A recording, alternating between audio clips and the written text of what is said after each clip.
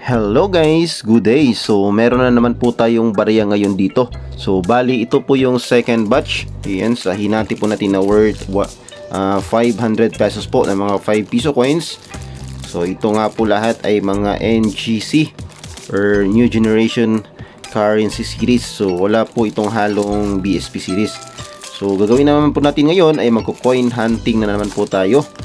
At sana po ay makahunt tayo dito ng semi hard to find. So semi hard to find po dito ay yun pong year 2021.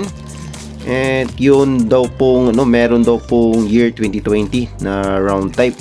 At yun pong mga frosted na variations dito sa round type na 5 piso NGC.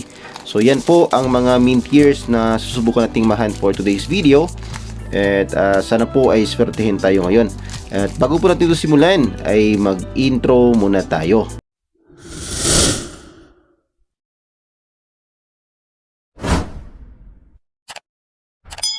Ayan, hello po sa inyong lahat. Good day, magandang araw, mayong adlaw sa inyong tanan at welcome back po sa aking channel. Kumusta po kayong lahat? Sana po ay nasa mabuti kayong kalagayan. So for today's video ay meron nga po tayong barya dito. Ayan, mga 5 piso coins. Lahat po ito ay mga NGC or New Generation Currency Series. So subukan na po nga natin itong i-hunt at sana po ay meron tayong makita or ma-hunt na mga semi hard to find po dito. Ayan, medyo konti pa naman ang semi hard to find dito sa NGC series kasi ito po yung latest na series natin kasabay po ng BSP series. Ito po ay umiikot sa ating circulation. Ayan, so simulan po natin ito. So first batch, first coin, round type, year 2018, common. Next coin, year 2018 again. Ayan. So hinahanap po natin dito sa year 2018 ayun pong frosted na variation. Ito po kasing ordinary, ito po ay common na mint year lamang. Yan. So next coin, year 2018 again. Sunod ang year 2018, common yan. Next we have here, anong mint year to? Year 2019, common din to, round type. Next coin, year 2018, common. Next coin, year 2019. Yan, 2019, common. Hinahanap natin dito, yun pong frosted, reverse frosted na variant. So next coin, year 2018. Yan, mga common. Next we have here, year 2019. Next coin, year 2018, common.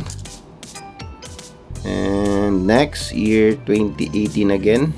Ayan, napakarami. Next coin ay year 2018 pa rin. Guys, very evident ang pagka-common ng isang barya kapag sunod-sunod na makikita natin sa ating coin hunting. Next, year 2019, common. Next, 2019 again. At meron dito nonagonal type, year 2019. Ito rin po ay common. Yan, ito po ay transitional coin. Nag-iba po ng shape dahil po sa para maiwasan ang pagkalito ng mga tao. So last coin, year 2018. Yan. So we are done with our first batch. Wala pa tayong na-hunt, guys. At second batch na po tayo. Yan, sana may ma-hunting tayo ngayon. Medyo mahirap na po makahanap ng semi hard to find. First coin, 2019, common. Next, year 2019 again, common. Shout out pala dyan sa ating mga kaibigan dito sa coin industry. Sina Sir Idol Money Collector, kay Sir Coin Banknotes TV, yan, shout out.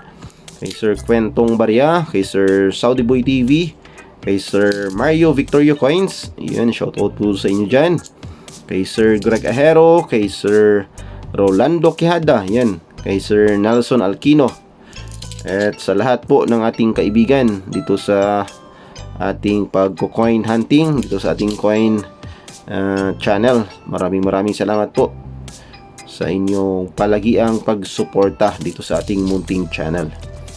So shout out sa lahat dyan, sa ating mga viewers, sa mga avid viewers at sa mga bagong viewers. Maraming salamat po, at paunti-unti meron po tayong mga nadagdag na mga subscribers. So maraming salamat po sa inyong suporta.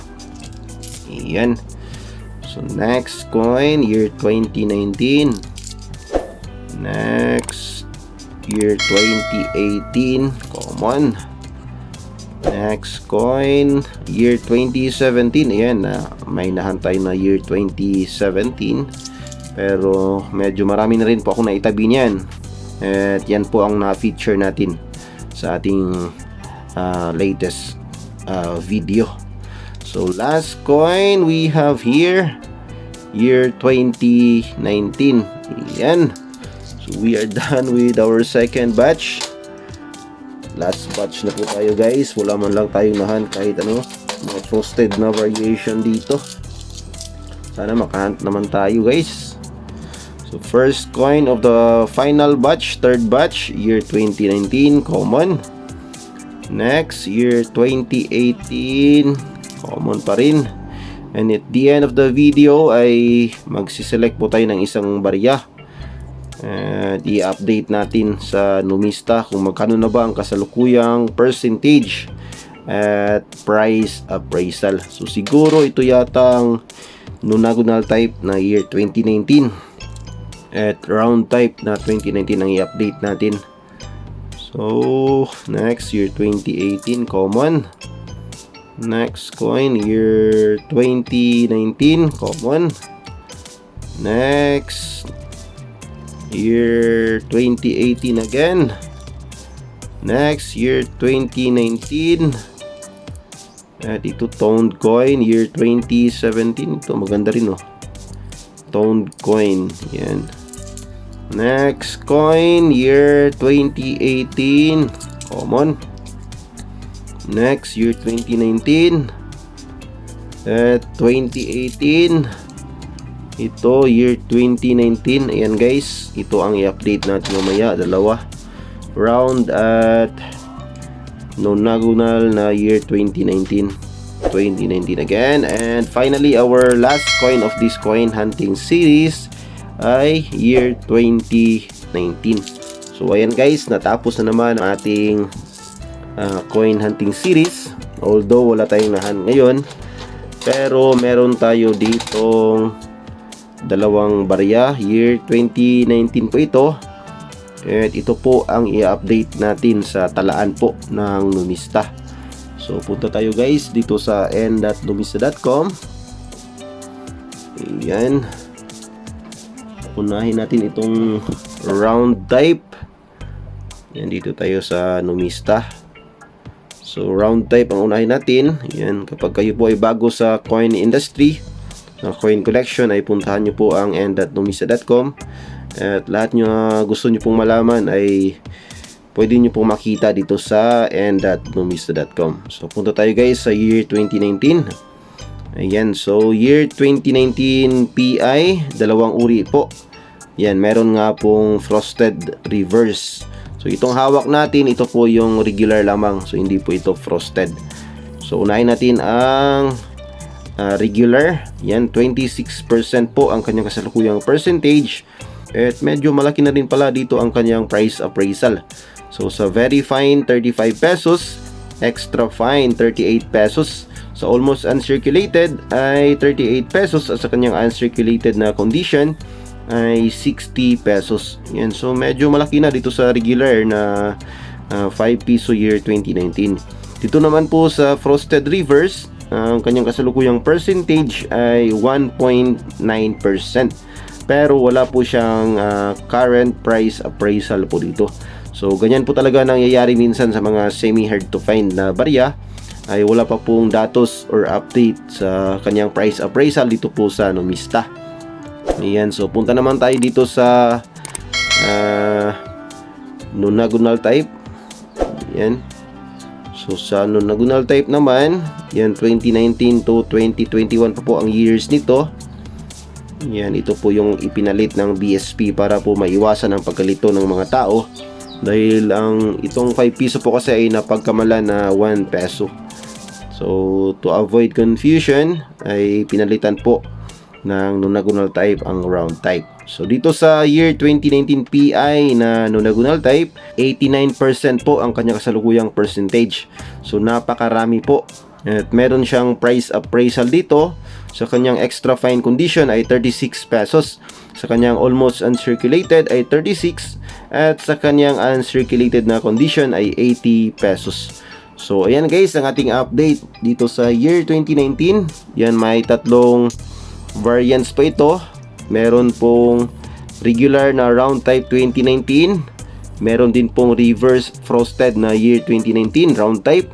At itong mint frost na year 2019 na nonagonal type. So, yan guys. Ang medyo mas mahal dito, ito pong nonagonal type. Pero napakarami po. Kaya bihira at mahirap pong makahanap ng buyer kapag gusto po nating ibenta ito. So, ayan lamang guys ang ating update at sana po ay nakapagbigay na naman ako ng kaunting kalaman, kaunting impormasyon at kaunting update sa inyo regarding po dito sa ating hobby na coin collecting.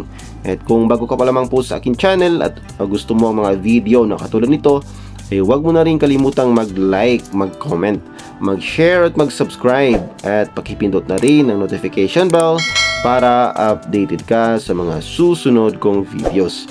And that's it for this video guys, and we'll see you again next time. God bless.